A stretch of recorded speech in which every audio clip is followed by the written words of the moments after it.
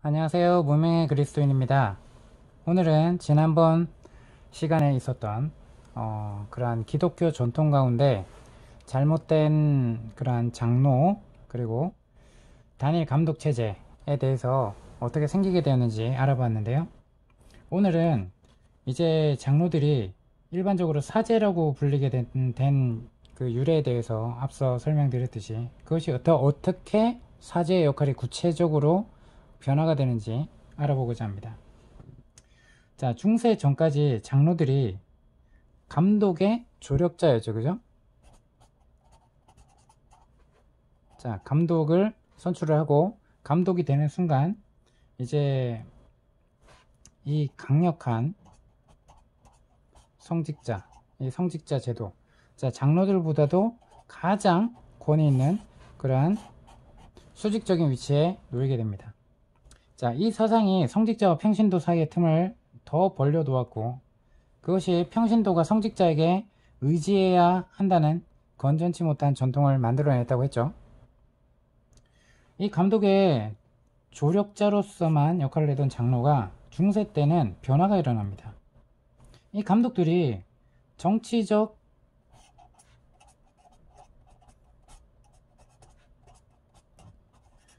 직무를 하게 된다 그랬죠. 정치적 직무에 종사하는 동안 이 장로들은 이제 더 확장돼서 제사장직을 대표하기 시작합니다. 자, 다시 한번 이야기하지만 이 영상을 보기 전에 앞서 올렸던 두 영상에 대해서 꼭 한번 다시 보시고 이것을 보셔야 이해가 됩니다. 그래서 앞서 두 영상을 보지 않았다면 그 영상을 꼭 보시고 이 영상을 연계해서 보셔야 될 겁니다. 자, 그래서 이 제사장직이 실제적으로는 예수 그리스도 오시기 전에 제사장은 완전하지 못한 희생제도, 그죠? 양을 잡고 소를 잡고 하나님께 부르는 단번에 하나님께 드리는 온전한 제사는 누구를 통해서 드리셨죠? 예수 그리스도시죠. 그래서 완전하신 대제사장은 예수 그리스도십니다. 자, 그러면 이 구약의 제사장은 예표했어요. 자, 그런데 이것을 이해하지 못한 예수님을 믿는다고 하고 하나님을 믿는다고 한 이교도들이 교회에 쏟아져 들어오게 되는 순간 이 이교도에서 잘 나갔던 설교자들 그리고 하나님에 대한 이해와 이러한 그 성경 지식이 없이 이교도에서 어떤 신적인 가르침을 설교했던 그러한 이교도 설교자들이 많이 대거 교회 공동체로 들어오게 되면서 이들이 권위를 차지하게 됩니다. 아무래도 말을 잘했겠죠, 그죠? 자, 그들이 어떻게 돼요? 이 구약을 다시 재현해야 된다. 그래서 이 재현하게 되면 이 감독과 장로들이 어떻게 되는 거예요? 제사장이 되고 이 제사장 역할을 하게 된다. 자, 오늘날 많은 대형교회에 가보면 우리 목사님 하면서 실질적으로는 그게 수평적인 그런 관계가 아니라 수직적인 관계 속에서 권위가 상당하게 부여된 거를 알 수가 있습니다. 그죠? 목사님 말씀이라고 하면 지켜야 되는 하나님의 대언자라고 생각을 하는, 그러면 자신은 일반 평신도에 불과하다. 근데 이 성직자 평신도 개념이 성경에 있는 개념이 아니라고 했잖아요. 그죠? 이제 신약에 살고 있는 우리들은 이 성직자 평신도 개념이 어디에 나왔고 이것이 교회 공동체에 아주 가득 차서 이것이 어떻게 지금의 영향을 미쳐서 자신의 신앙생활에 어떻게 지금 잘못된 전통을 꽉 쩔어 있는지 그것에 대해서 생각조차 못합니다. 그죠? 너무 오래됐기 때문에. 자, 그래서 이 감독들이 정치적 직무에 종사하는 동안 이제 장로들은 제사장직을 이제 대표하기 시작했어요. 이제 감독만 하는 게 아니에요. 일반 교구의 사제들이 교회 안에서 감독보다 더 중심적인 사람들이 되기 시작했어요. 자, 지역마다 그죠? 지역마다 이 장로들이 세워지잖아요. 그죠?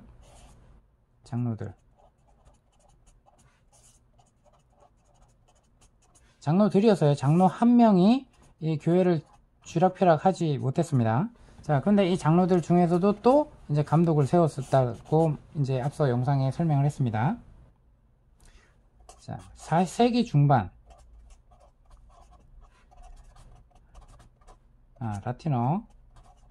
라틴어가 통용이 됐어요.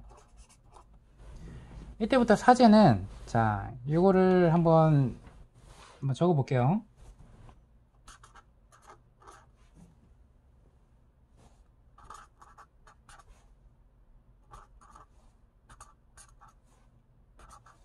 자, 이건 잘 몰라도 돼요. 하지만 이것이 어떤 의미로, 자, 이렇게 해서 이것을 어떻게 했냐면 호c est corpus meum 이렇게 해서 이제 통용이 되었어요. 이 라틴어는 무슨 뜻인지 아십니까? 이것은 내 몸이다 라는 뜻입니다. hoc est corpus meum. 이 말을 할 때, 사제가 이 말을 할 때 성찬식을 하죠. 성찬식을 인도할 수 있는 사람은 누구한테만 부여됐다 그래서 이제 아무나 못합니다. 성직자에게만 하도록 됐죠. 그러니까 이 장로들이 이 사제들이 성찬식을 인도할 때 이 카톨릭 미사 중에 일어난다고 믿는 신비한 현상의 주관자가 되어버립니다. 누가 얘기할 때? 사제가 이 말을 할 때. 이 성찬 의식 가운데 이 말을 할 때 어떻게 돼요? 예수님이 이 말씀하신 것처럼 단순하게 이 hoc est corpus meum을 읽으면 초자연적인 현상이 일어나서 이 성찬 예식에 했던 떡과 잔이 뭘로 바뀐다? 예수님의 육체적인 몸과 피로 이 순간에 성찬 의식을 할 때 바뀐다 라는 세상을 만들어낸 이러한 장본인이 있습니다. 누굴까요? 밀라노 교회의 암브로즈라는 사람입니다. 암브로즈. 이 암브로즈는, 자, 또한 어떤 학자는 무대 마술에서 이 중얼거리는 주문인 이 주문이 있어요.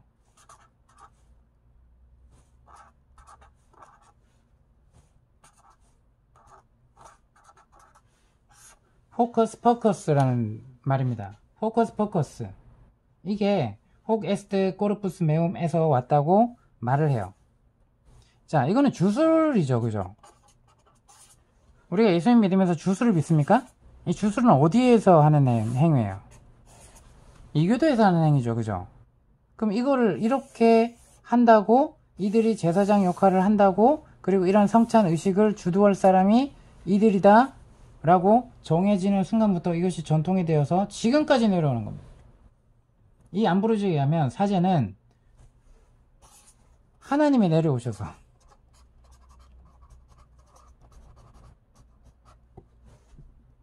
떡으로 들어가시도록 기원하는, 기도하는 특별한 능력을 부여받은 존재라고 합니다. 여러분 어떻게 생각하세요? 맞습니까? 우리 성찬 의식이 이렇게 변질됐죠. 과연 예수님 당시에 성찬식이 이렇게 번거롭고 이렇게 막 무거운 분위기와 어떤 이런 것이었을까요? 절대 아닙니다. 그죠? 유대인들은 성찬식을 이렇게 하지 않아요. 자, 그래서 이렇게 사제가 성례를, 성스러운 예식을 집전하는 주도적인 역할을 하게 됨으로써 이 말이 있어요.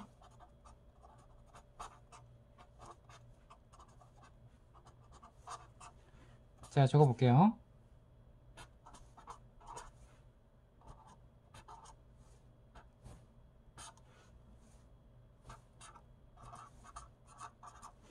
프레스비테로스.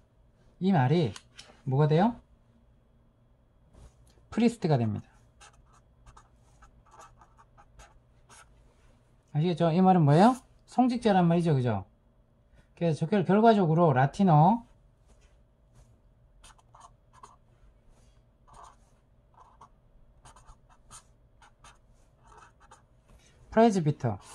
프레즈비터가 영어에 도입됐을 때 그것은 장로,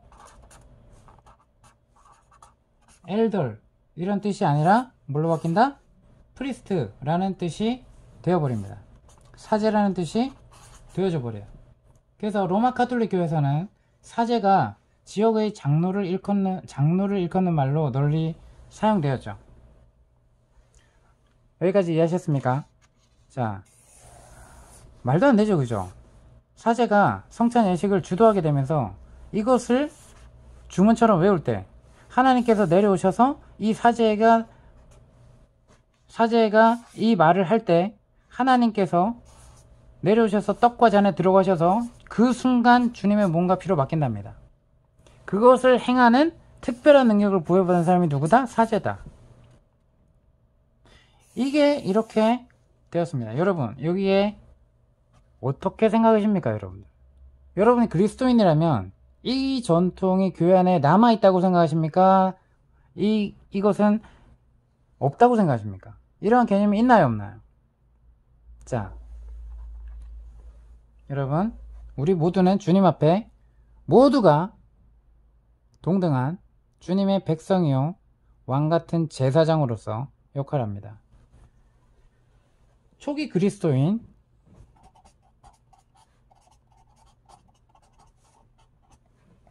이들을 애워쌌던 이때 당시 그리스 로마 문화가 서서히 교회 안으로 침투되었죠. 왜요? 이방인들 중에 예수 그리스도를 믿기 시작하면서 이들이 생각했던 신적 의미와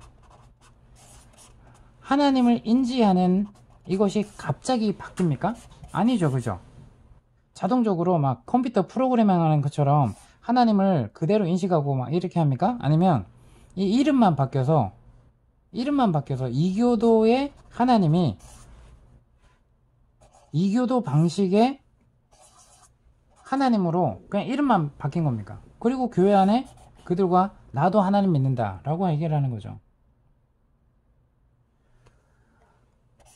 이 이방인들 중에 그죠? 그리스 로마 철학자들, 사색가들, 설교가들이 이 교회 안에 침투되면서 이들이 앞서 권위를 가지게 됩니다. 그러면서 이 밖에 있던 이 문화에 있던 계급제도가 더욱더 강화되면서 수직구조, 권위주의로 바뀌어버립니다. 이 그리스 로마 문화는 본질적으로 뭐가 있을까요? 사탄의 뿌려놓은 씨앗이 뭐죠? 계급의식이에요. 그죠? 계급의식. 그러니까 어떻게 돼요? 이거를 지금 뭐라 그러냐?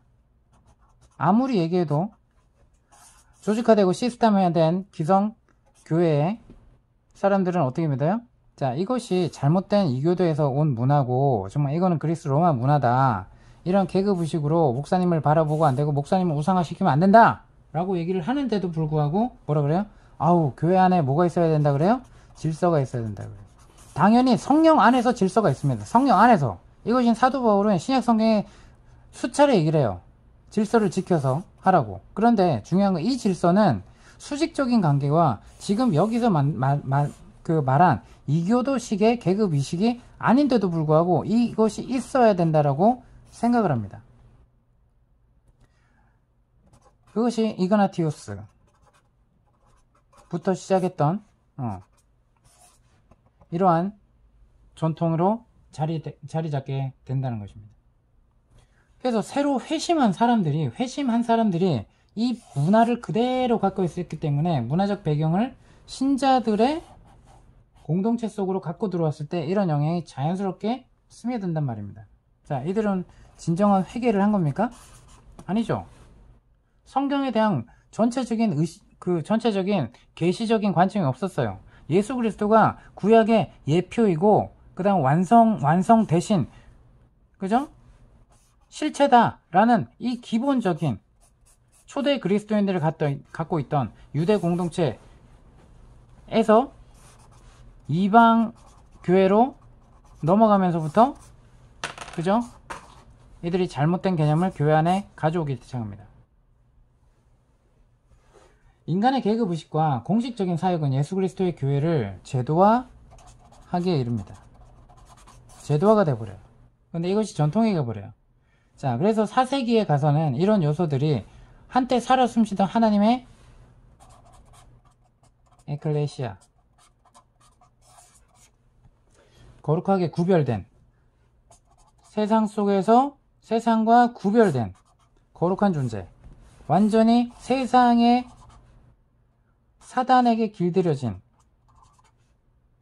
사고방식이 아닌 하나님 나라의 통치 방식, 성령이 주인 되셔서 자신의 욕망을 따라 사는 것이 아니라 하나님의 뜻을 따라 사는, 그렇게 거룩한 모습으로 변화된, 그리고 생각과 마음이 새롭게 변화된 거듭난 그리스도인들을 에클레시아라고 하죠. 그죠?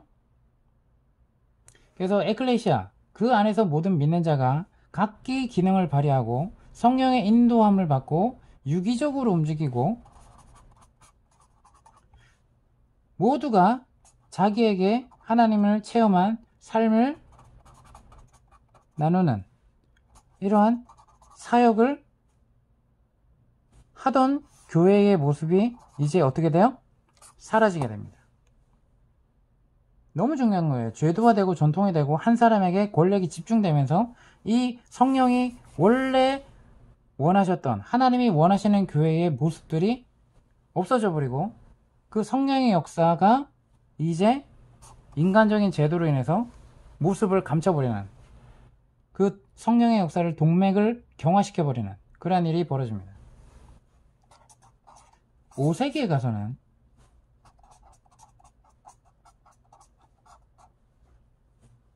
모든 신자가 왕같은 제사장이요, 하나님께 이제 제사장을 통해서 아니면 누구 대리자를 통해서 하나님께 나아가는 것이 아니라 예수 그리스도를 제사장으로 믿음으로써 예수 그리스도를 통해서 하나님 앞에 나갈 수 있고, 골방에서도 하나님을 만날 수 있고, 시간과 장소의 구애 없이 하나님을 만날 수 있는, 어떠한 거룩한 장소에 가야지, 기도원에 가야지 만나 주신다라는 개념이 어디서 온 거예요? 자, 이교도 문화에서 왔다는 것입니다.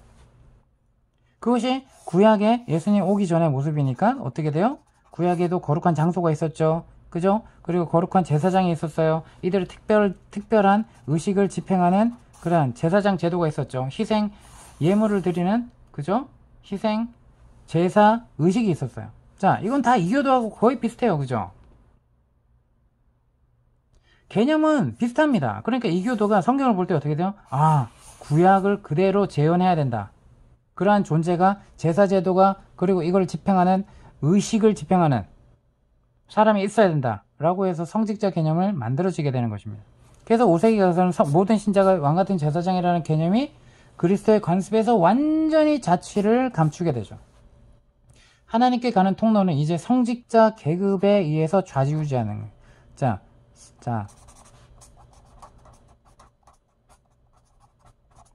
이해하시겠습니까? 누가 성직자예요? 우리 모두가 하나님께 받은 거룩한 사명이 있는 것입니다. 하나님의 나라를 전파하는 거룩한 직분에 있다는 것입니다. 하나님께 가는 통로는 이제 성직자 계급에 의해서 좌지우지 되니까 이제는 뭔가 특별해 보이죠? 그러니까 어떻게 돼요? 성직자들은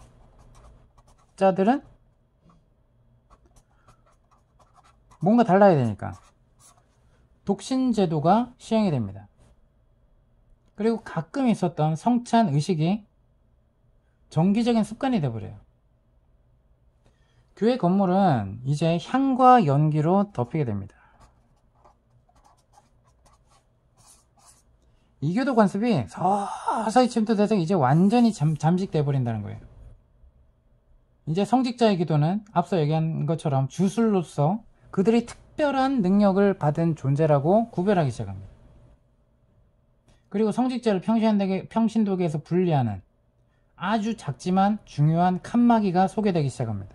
이렇게 계속 구별시키는 거예요. 그죠? 이거 다 인간의 전통이죠. 성경에 이렇게 하라고 되어 있습니까? 예수님이 이렇게 하라고 하셨어요? 감독의 역할 또한 바뀌게 되면서 지역교회 머리에서 할당된 지역의 모든 사람을 대표하는 위치에 올려지게 됩니다.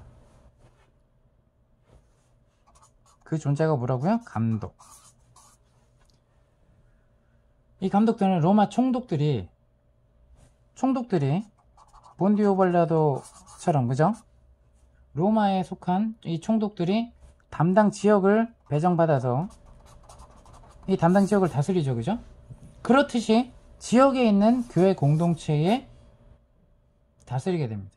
궁극적으로 로마의 감독한테는 가장 큰 권세가 주어져서 우리가 알고 있는 그의 위치가 마침내 기독교 공인되는 순간 교황의 자리로 발전하면서 바뀌어버립니다. 완전히 더 견고하게 되어버립니다. 이해하셨겠죠?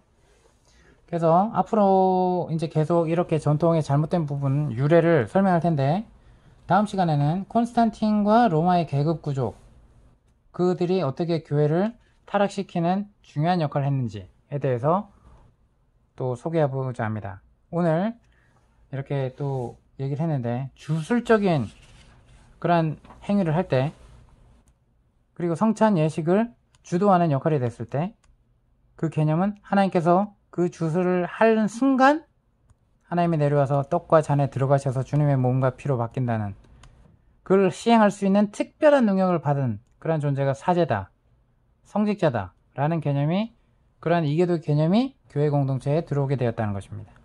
이해하셨죠? 잘 아시고 이런 내용들을 반드시 알아야 교회에 지금 잘못된 전통이 뿌리 깊게 박혀 있는 걸 뽑아내고, 그러한 잘못된 전통을 따르지 않고 잘못된 전통을 여전히 고수하는, 하나님의 뜻에 반대하는, 그러면서도 하나님의 뜻을 선포한다는 그러한 어리석은 공동체에서 구별되시기 바랍니다. 이상입니다. 마치겠습니다. 다음 시간에 뵙겠습니다. 구독, 좋아요, 알림 설정은 사랑입니다. 감사합니다.